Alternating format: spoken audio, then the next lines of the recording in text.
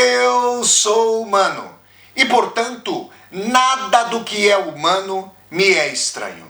Assim falava o poeta e dramaturgo romano Terêncio, e assim falo eu, Flávio Ricardo Vassoler, escritor, professor, youtuber e nômade, fiel como os pássaros migratórios. E hoje, em mais um vídeo de leitura literária aqui do meu canal do YouTube, Flávio Ricardo Vassoler, eu trago para vocês fragmentos da novela Na Colônia Penal, do grande escritor tcheco Franz Kafka.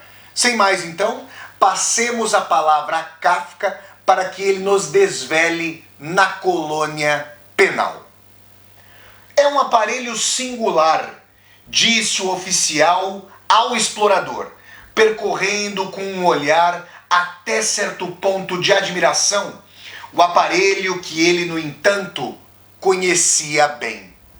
O explorador parecia ter aceito só por polidez o convite do comandante, que o havia exortado a assistir à execução de um soldado por desobediência e insulto ao superior.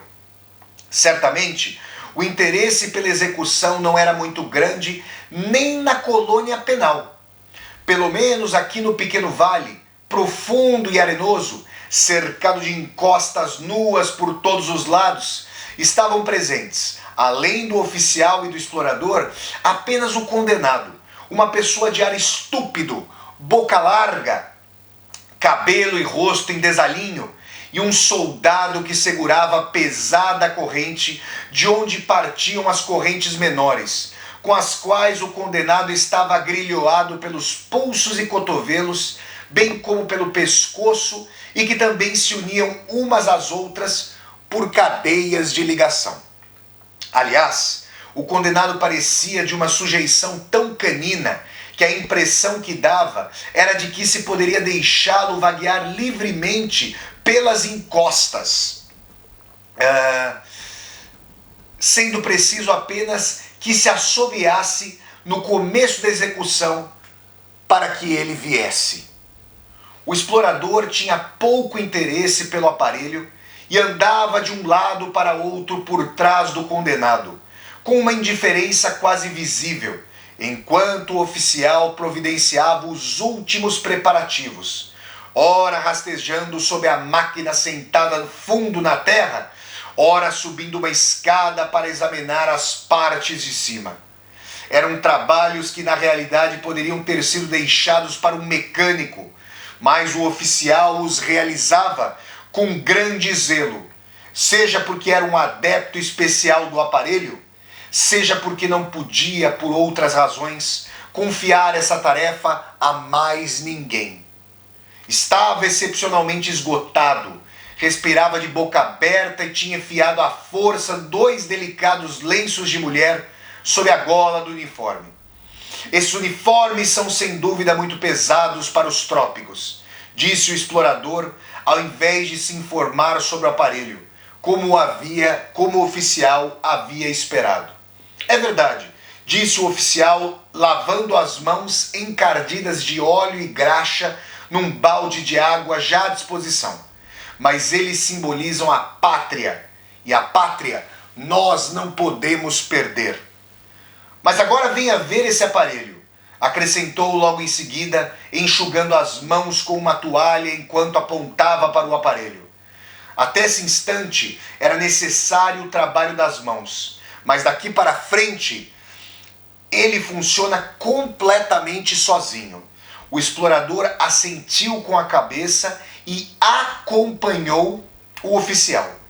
Este procurou se assegurar contra qualquer incidente e depois disse: naturalmente surgem problemas. Espero, na verdade, que hoje não apareça nenhum. Mas de qualquer modo, é preciso contar com eles. O aparelho deve ficar em funcionamento 12 horas sem interrupção. Se, no entanto, houver problemas, eles serão muito pequenos e a solução será imediata. O senhor não quer se sentar? Perguntou por fim, puxou de uma pilha uma cadeira de palha e a ofereceu ao explorador. Este não pôde recusar. Estava agora à beira de um fosso, sobre o qual lançou um olhar fugidio.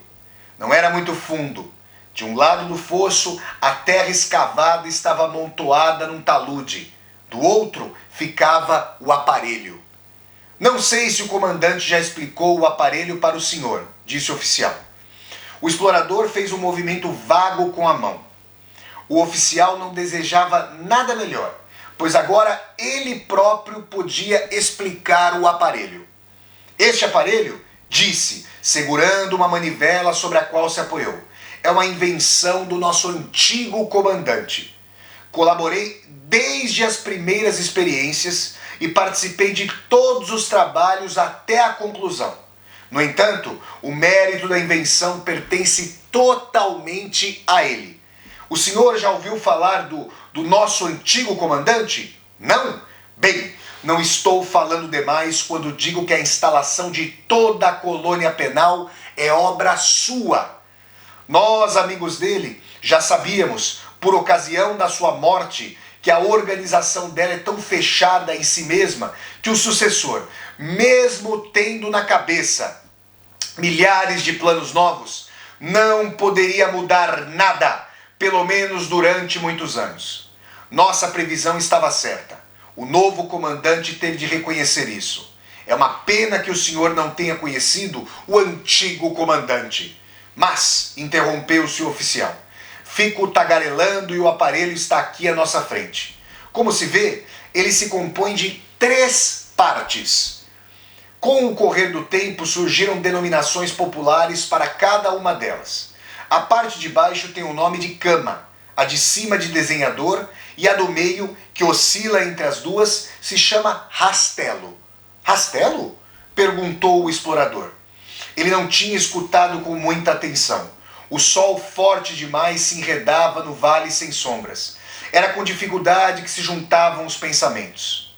Tanto mais digno de admiração lhe parecia o oficial, que, na sua farda justa, própria para um desfile, carregada de dragonas, guarnecida de cordões, dava as explicações com tamanho fervor, além do que, enquanto falava, apertava aqui e ali um parafuso com uma chave de fenda. O soldado parecia estar num estado semelhante ao do explorador.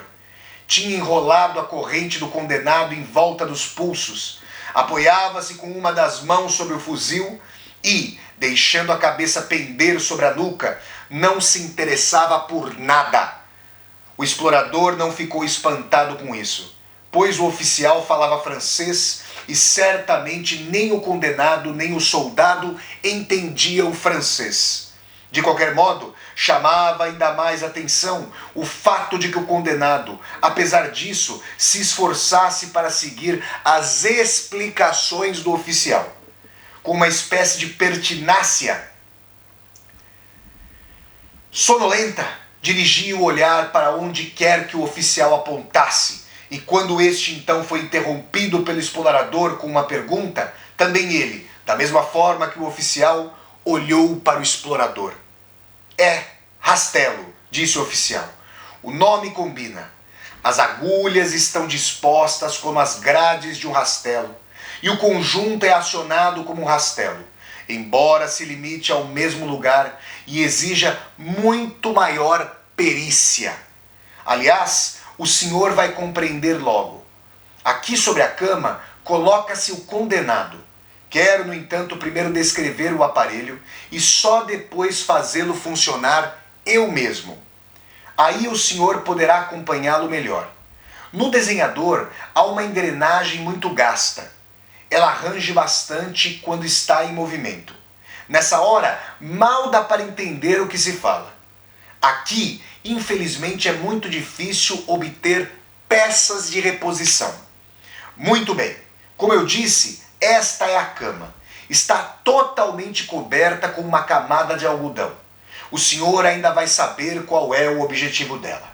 O condenado é posto de bruços sobre o algodão, naturalmente nu.